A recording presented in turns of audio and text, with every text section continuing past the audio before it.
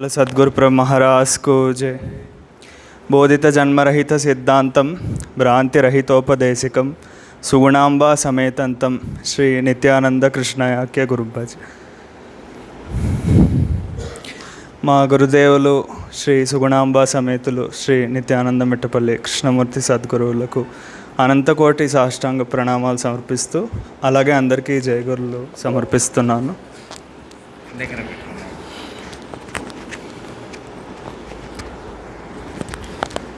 గురువుగారిని చూస్తే అసలు అనిపిస్తుంది అన్నమాట. అంటే ప్రపంచంలో అన్నిటికన్నా కష్టమైనది ఏంటంటే ఒక గురువు అనే పొజిషన్లో ఉండడం. ఎందుకంటే అంటే ఆర్మీ వాళ్ళందరూ కూడా కష్టమైనవి అవి ఉద్యోగాలు ఏదైనా. కానీ వాళ్ళకు ఒక రోజు బాగాలేదు, నేను రాలేను అంటే సెలవు ఉంటుంది, వాళ్ళు ఇంకా వాళ్ళ ఇష్టం వచ్చినట్టు ఉండొచ్చు ఆ రోజు, ఆర్మీ అయినా ఏదైనా సరే. కానీ ఒక గురువు అనే పొజిషన్లో ఆ ఒక్కరోజు కూడా దక్కదన్నమాట. అది మా గురువుగారిలో నేను గమనించాను. ఎందుకంటే నిరంతరం ఈ యొక్క సిద్ధాంతం, అచల సిద్ధాంతం ఇలాగే ప్రచారం జరగాలని అనేక యాత్రలు చేస్తూ అనేక మందికి సద్బోధ చేస్తూ వారి యొక్క డౌట్స్ని క్లారిఫై చేస్తూ ఆసక్తి ఉన్నవారికి అనుగ్రహిస్తూ ఉన్నారు. కొన్నిసార్లు చూశానన్నమాట, దగ్గరగా ఉండి గురువుగారి లైఫ్ స్టైల్ ఎలా ఉంటుందని. అసలు ఒక్క క్షణం కూడా అలా బతకలేమన్నమాట. అంత స్ట్రగుల్. అంటే ఒక మాటలో చెప్పాలంటే ఎప్పుడు అసలు పడుకున్నట్టు కూడా కనబడరు ఎక్కడ. కొన్నిసార్లు ఈవెంట్స్ అయితే అసలు రాత్రి 2-3 వరకు ఇంకా అందరూ వస్తారు, డౌట్స్ అడుగుతారు, పక్క ఈవెంట్ ఇదంతా చూసుకోవాలి, తర్వాత మళ్ళీ మార్నింగ్ 4కే లెగాలి. అసలు పడుకుంటారో లేదో భయం వేస్తుంది అనమాట నాకైతే దూరం నుంచి. అంటే నేను నిమిత్త మాత్రుణ్ణి. ఇంకా కొన్ని విషయాలు అంటే చాలామంది బయట నుంచి కాల్స్ చేస్తారు, ఇలా వీడియో బాగుందండి, మీ యూట్యూబ్ నుంచి మేము నేర్చుకున్నాం అండి. ఒకసారి కృష్ణయ్య గారిని నేను ధైర్యం చేసి ఒకటి అడిగాను, నాయన మరి మీరు కంటిన్యూస్గా ప్రయాణం చేస్తున్నారు, మరి రెస్ట్ ఉండాలి అంటే నేను ఇలా అనొచ్చలేదు, మరి ఆరోగ్యం అవన్నీ కూడా చూసుకోవాలి కదా, మరి కంటిన్యూస్గా మీరు తిరుగుతున్నారు, అదే విజయయాత్రలు చేస్తున్నారు, ధర్మప్రబోధ చేస్తున్నారు, మరి కొంచెం ఆరోగ్యం కూడా చూసుకోవాలి నాయన, మరి ఏంటి మీరు అంటే ఎలాగో యూట్యూబ్ వీడియో వెళ్తుంది కదా, మీరు వెళ్ళాలంటారా అని నేను ఒకసారి అడిగాను. అంటే నేను ముందుగానే చెప్పాను, నాయన మరి అడగచ్చో లేదో నాకు తెలియదు, అడుగుతున్నానైనా సరే అంటే లేదు, ఒక్కడైనా మారుతాడు, ఒక్కడైనా మా చెడు అలవాట్లు వదిలాను, లేకపోతే నేను జ్ఞానం వైపు అడుగులేస్తున్నాను, లేకపోతే గురువు విలువ తెలుసుకున్నాను, ఇలా ఎవరో ఒకరు చెప్తారు, అది ఒక్కళ్ళన్నా చెప్తే నాకు సంతోషం, అది వినాలని అనుకుంటున్నాను, నేను అందుకనే వెళ్తున్నానని చెప్పారు. అలాగే కొంతమంది అలాంటి కామెంట్స్ కూడా వచ్చాయి. వారు కొంతమందికి అయితే ఆ స్థితి కుదిరినట్టుగా కూడా వాళ్ళు వచ్చి చెప్పడం జరిగింది. అలాగే అనేక గ్రంథాలను రచించారు. ఇప్పుడు యూట్యూబ్లో 2300 వీడియోస్ ఉన్నాయి మన సిద్ధాంతం. అందులో మనం ప్రశ్నించుకోవాలంటే నేను ఎన్ని విన్నాను, నేను ఎన్ని ఆచరించగలిగానని నాకు నేను ప్రశ్న చేసుకోవాలి, ఎవరికి వాళ్ళు. ఇలాగ కంటిన్యూస్గా అంటే వీడియో కూడా చాలా ఫాస్ట్గా, అంటే రెస్ట్ లేకపోయినా కూడా ఒక పక్క యూట్యూబ్లో ప్రచారం జరగాలి. ఇలా అన్ని యాంగిల్స్లో, అంటే ఇప్పుడు జనరేషన్ మారుతుంది, అందరూ యూట్యూబ్ అది చూస్తున్నారు, ఫాలో అవుతున్నారు. సో మనం ఇటువైపు కూడా స్టార్ట్ చేయాలని చెప్పి స్టార్ట్ చేశారు. నాకు బాగా గుర్తు అన్నమాట, 7 సంవత్సరాల కిందట తను యూట్యూబ్ ఛానల్ పెట్టినప్పుడు 400 మందో 500 మందో ఉన్నారు ఫాలోవర్స్, సబ్స్క్రైబర్స్. నేను అన్నాను, అంటే నాకు మంచిగా మీరు యూట్యూబ్లో ఎదగాలని నాకు ఉంది నాయన, కొంచెం ఏదన్నా ఫైనాన్షియల్గా మీకు సపోర్ట్ అవుతుందంటే, ఎప్పుడూ అలా అనద్దు, ఫైనాన్స్ గురించి నేనేం ఆలోచించను, నా గురువు చూసుకుంటారు. ఇది ఈ యొక్క సిద్ధాంతం అనేది నలుగురికి వెళ్ళాలి, వారు ఆ యొక్క మోక్షం అహం పదార్థ స్థితి వైపు నడవాలి, అదే నేను అనుకుంటున్నాను, దానికోసమే చేస్తున్నాను అని చెప్పి నిస్వార్థంగా ఆ రోజు ఉన్నారు. ఇప్పటికీ అదే ఉన్నారు. అసలు అలాగే నేను అప్పుడప్పుడు ఆశీర్వాదం అడుగుతాను, మీ అనుగ్రహం ఉండాలంటే నా గురువు అనుగ్రహం ఉంటుందని చెప్పి అంటారు. నేను అంటాను నా గురువు అనుగ్రహం నాకు కావాలని మేమిద్దరం అలా అనుకుంటాను. నాకు మా కృష్ణయ్య గారు ఆశీస్సులు ఉండాలని నేను అంటాను, నీకు మా గురువు గారు సత్యవాకిల ఆశీస్సులు ఉంటాయని వారు అంటారు. మా ఇద్దరికి లేదు నాకు నా గురువు ఆశీస్సులు ఉండాలంటే మా ఇద్దరికి అలా ఉంటుంది అన్నమాట. నేను ఎప్పుడు ఆశీస్సులు అడిగినా వాళ్ళ గురువు అని అంటూ ఉంటారు. ఎప్పుడు నేను గురువుని, నేను పీఠాధిపతిని, నేను నాకు అన్నీ వచ్చని ఎప్పుడు అలా ఉండరు అన్నమాట. అలా అది తోటకాష్టకంలో అంటారు, నచకించన కాంచన మస్తి గురో. అంటే ఏంటంటే నేను కట్టుకున్నటువంటి ఈ చిన్న గోచి ముక్క కూడా నువ్వు ప్రసాదించిందే కదా గురుదేవ అని శంకర భగవత్పాదుల వారికి, వారు తోటకాచార్యులు వారు ఆ పాయింట్ గురువుగారికి అంటారంట, నేను వేసుకున్న ఆ చిన్న గోచి ముక్క కూడా మీరు ఇచ్చిన భిక్షే కదా నాయన అని చెప్పి వారు అనడం జరిగింది. అలాగ ఆ స్థితి అంటే ఈరోజు కృష్ణయ్య గారు గురువు అయ్యారు, పీఠాధిపతి అయ్యారు, చాలామంది భక్తులు శిష్యులు బయట ఎక్కడెక్కడి నుంచో అయినప్పటికీ కూడా ఆ ఎంత పెద్ద పొజిషన్కి ఎదిగినప్పటికీ కూడా అదే స్థితిలో ఉన్నారన్నమాట. చాలామంది అంటే నేను కూడా కొన్నిసార్లు గురువుగారితో కొన్ని సభలకు వెళ్ళడం జరిగింది. వాళ్ళు అంటే ఇచ్చే ఫీడ్బ్యాక్కి నాకు చాలా షాక్ అనిపించింది అన్నమాట. అంటే నా దగ్గర ఇంత గొప్ప వజ్రం ఉందా, నేను సరిగ్గా వాడట్లేదా అని నాకు అనిపించింది అనమాట. వాళ్ళు చాలామంది అసలు చూసి మాకు ఆ స్థితి కుదిరిందండి, మేము రోజు మేవే చూస్తున్నాం, ఇంకా బోధే వింటున్నాం, మీరు మా ఇంటికి వచ్చి చెప్తున్నట్టే ఉందండి యూట్యూబ్లో వినడం వల్ల అని చెప్పి కొంతమంది అయితే కళ్ళమటి నీళ్ళు తెచ్చుకొని కూడా మాట్లాడారు. కొంతమంది అయితే అయ్యగారు సభల్లో ఎప్పుడైనా స్పీచ్ ఇస్తే అదేంటి అప్పుడే ఇంకొంచెం చెప్పండి అని కూడా చెప్పడం జరిగింది చాలా సందర్భాల్లో. అలాగా ఎవరికి తోచింది వాళ్ళు. అలాగే కొంతమంది గురువులు కూడా వారి సజెషన్స్ అవి తీసుకుంటున్నారు. ఒక పెద్ద ఈవెంట్ చేశారు ఆ గురువు గారు, ఆయన కూడా లాస్ట్ ఇయర్ మీరు చేశారు కదండి 25 years సెలబ్రేషన్, దాని నుంచి చూసి నేను ఇది చేస్తున్నానని వారు కూడా చెప్పడం జరిగింది. ఇలా చాలా ఫీడ్బ్యాక్స్ నేను విని, ఓకే మన దగ్గర ఇంత వజ్రం ఉంది, అయితే నేనేమీ వాడలేదన్నమాట. అంటే వజ్రం విలువ మనకన్నా వాళ్ళకే బాగా తెలిసేమో అని నాకు నా విషయంలో నాకు అలా అనిపించింది.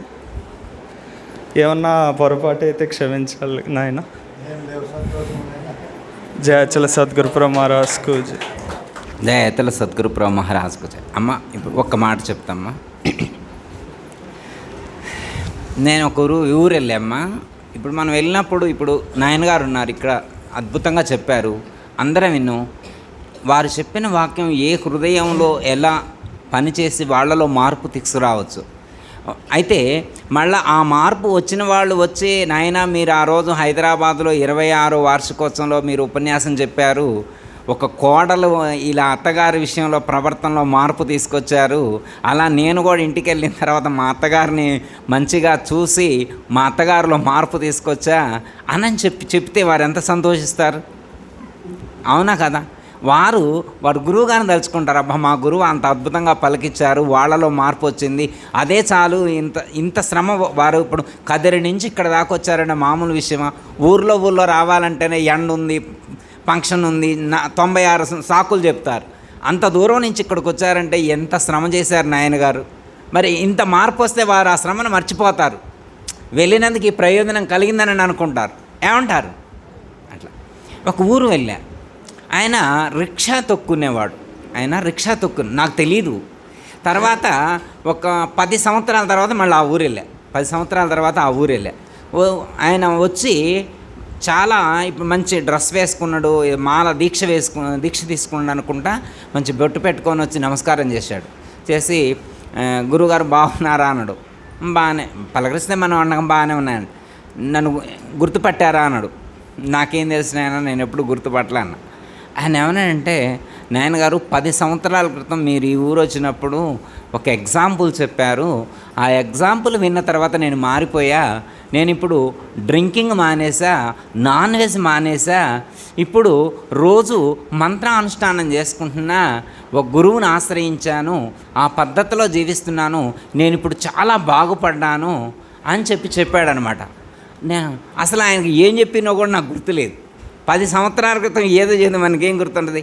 కానీ ఆయన ఆ రోజు వచ్చి చెప్తే నాకు చాలా బాగా అనిపించింది. మళ్ళీ ఆయన ఏమన్నాడు, మీరు ఏం చెప్పారో మీకు గుర్తుందని. నాకేం గుర్తుంటుంది? ఇప్పుడు నాయనగారు ఉన్నారు, కొన్ని వందల చోట్ల ఉపన్యాసాలు చెబుతారు, మరి ఏదని గుర్తుంచుకుంటారు? నాయనగారు విన్నోడు చెప్పాలా, నాయనగారు నేను పలాంది విన్నా అని చెప్పాలా.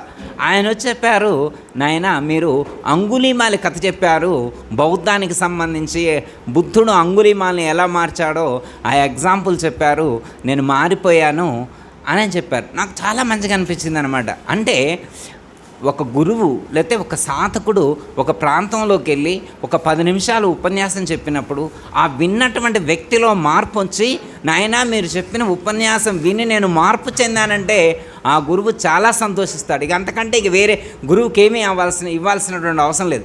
అదే మనం గురువు గారికి ఇచ్చేటువంటి దక్షిణ. మనం మారితే, ఒక వ్యక్తి మారితే ఆ కుటుంబం మొత్తం మారిద్ది. ఒక వ్యక్తి మారితే ఒక కుటుంబం మారిద్ది. ఒక ఎగ్జాంపుల్ చెప్తాం, మనందరికి తెలిసిందే, ఒక్కసారి చిన్న గుర్తు చేస్తా. ఒక ఊరిలో ఒక ఆయన డ్రింకింగ్కి అలవాటు. డ్రింకింగ్ తెలుసుకమ్మా, డ్రింకింగ్ అంటే కూలింగ్ వాటర్ కాదు. అయితే ఆయనకి ఉపదేశం తీసుకోవాలని ఉంది. ఆయనకు ఉన్న పొజిషన్ అంటే డాక్టర్ గారి దగ్గర పోతే చెప్పిండంట, నువ్వు డ్రింకింగ్ మానేస్తే పోతావని చెప్పిండు. మిగతా అందరికైతే ఏమని చెబుతారు, మానేస్తే బతుకుతామని చెబుతారు. ఈయనకి ఏమని చెప్పారంటే మానేస్తే పోతామని చెప్పారు. వాళ్ళ కుటుంబ సభ్యులకి చెప్పారు, ఈయన్ని మానకుండా చూసుకోండి అన్నారు. మరి ఎప్పుడైనా అందుబాటులో లేకపోతే ఎట్లా అని. అయితే వాళ్ళు ఏం చేశారంటే, మనం మంచినీళ్ళ క్యాన్లు తెచ్చుకోవడమే, అట్లాంటి క్యాన్లు పెడుతున్నారు. ఇక ఆయనకి ఎప్పుడు తాగబుద్ధి అయితే అప్పుడు గ్లాసు పెట్టుకొని తాగుతుంటాడు అన్నమాట. అది పొజిషన్, అది ఆయన పొజిషను అది. ఇప్పుడు ఆయన తాగితే బతుకుతుండు, తాగితేనే డాక్టరు మానొద్దన్నాడు. ఇప్పుడు ఆయన ఉపదేశం తీసుకోవాలని వచ్చిండు. ఆయన ఉపదేశం తీసుకోవాలని, మన గురువుగారు ఏం చెప్పారు, అది ఉంటే మేము ఉపదేశం ఇయ్యం. క్వైట్ ఆపోజిట్ అన్నమాట. ఇప్పుడు ఆయనకే ఉపదేశం తీసుకోవాలని ఉంది, అది మానైతే ఆయన పోతాడు, అది ఉంటే గురువుగారు ఉపదేశం ఇయ్యడు. రివర్స్లో లేదు, వ్యవహారం ఎంత రివర్స్లో ఉంది. ఇప్పుడు ఆయన ఏం చేయాలని ఆలోచించిండు. పోతే పోయినా, ఎట్లయినా పోయేదే కదా, పోతే పోయా అని చెప్పి గురువుగారు, ఏం కాదు పోతే పోయినా, మీరు మాత్రం మంత్రం చెప్పాల్సిందే అన్నాడు. మంత్రం తీసుకున్నాడు, క్యాన్ ఎదురుగానే పెట్టుకుండు, తాగట్లేదు. మరీ అంత అవసరమైతే ప్రాణం మీదకి వస్తే చూసుకుందామని చెప్పి క్యాన్ ఎదురుగానే పెట్టుకుంటూ గ్లాస్ పక్కనే పెట్టుకున్నాను అనమాట, అవసరమైతే చూసుకుందామని. 1 రోజు గడిచింది, 2 రోజులు గడిచింది, వారం గడిచింది, నెల గడిచింది, 2 నెలలు, 3 నెలలు, 6 నెలలు, బాగానే బతికిండు. పిల్లగాడి చెప్పిండు, క్యాన్ తీసేరా అన్నాడు. ఇప్పుడు క్యాన్ లేదు, హ్యాపీగా బతుకుని. అయితే అసలు ఇంత తాగుబోతుని ఎలా మార్చిండు ఆ గురువు ఎవరు, ఆ గురువు ఎట్లా ఉన్నాడని ఆ ఊరు కదిలి వచ్చింది గురువు గారిని చూడటానికి. అంటే మన గురువులు, మన సాంప్రదాయంలో ఉన్నటువంటి గురువులు చెప్పేటువంటి జ్ఞానం అంత గొప్పది. ఒక మనిషి మారితే ఆ కుటుంబం మొత్తం మారింది. ఆ కుటుంబం మారితే ఆ చుట్టుపక్కల ఉన్నటువంటి కుటుంబాలు, ఎన్నో కుటుంబాలు మారుతాయి.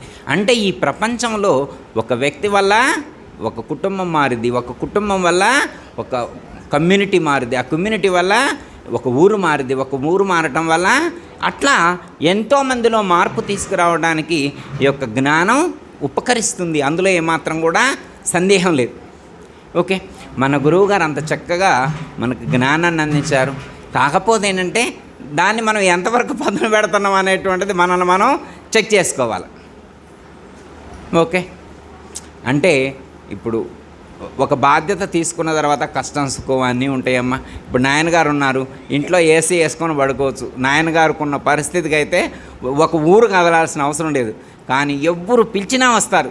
పెద్దోళ్ళని లేదు, చిన్నోళ్ళని లేదు, పెద్ద కార్యక్రమం లేదు, చిన్న కార్యక్రమం లేదు, ఎవరు పిలిచినా మంచి మనసుతో వచ్చి ఆశీర్వదిస్తారు. అంత గొప్ప మనసు ఉంది నాయనగారికి. అందుకే ఇంతగా ప్రకాశిస్తున్నారు. ఇప్పుడు తెలుగు రాష్ట్రాల్లోనే కాదు, అనేక రాష్ట్రాల్లో వారి యొక్క ఖ్యాతి ప్రకాశిస్తూ ఉంది. ఎందుకంటే కారణం, వారు అనహంకారులు, ప్రేమ స్వరూపులు. అంత గొప్పగా మళ్ళీ చెప్పగలుగుతారు. వాగ్ధాటి అంత గొప్పగా ఉంది కాబట్టే వారు అంత జ్ఞానాన్ని అందిస్తున్నారు. ఈరోజు కూడా మనకు అందించారు. మరి ఈరోజు వచ్చి ఈ యొక్క జ్ఞానాన్ని అందించినందుకు వారికి ద్వాదశ నమస్కారాలు. అందరికీ జై గురు. మరిన్ని ఆధ్యాత్మిక రహస్యాల కోసం అచల బోధ, ఆత్మబోధ, భగవద్గీత, అలాగే పండుగల్లో దాగిన అర్థాలు, అంతరార్థాల కోసం మరియు యోగము, ధ్యానము మొదలైన అనేక ఆధ్యాత్మిక తెలుగు ప్రవచనాల కోసం క్రింద ఉన్నటువంటి రెడ్ కలర్ సబ్స్క్రైబ్ బటన్ను క్లిక్ చేయండి. అలాగే ప్రక్కనే ఉన్నటువంటి గంట సింబల్ను నొక్కండి. అలాగే ఈ వీడియో మీకు నచ్చినట్లయితే లైక్ చేయండి మరియు షేర్ చేయండి. జై గురు.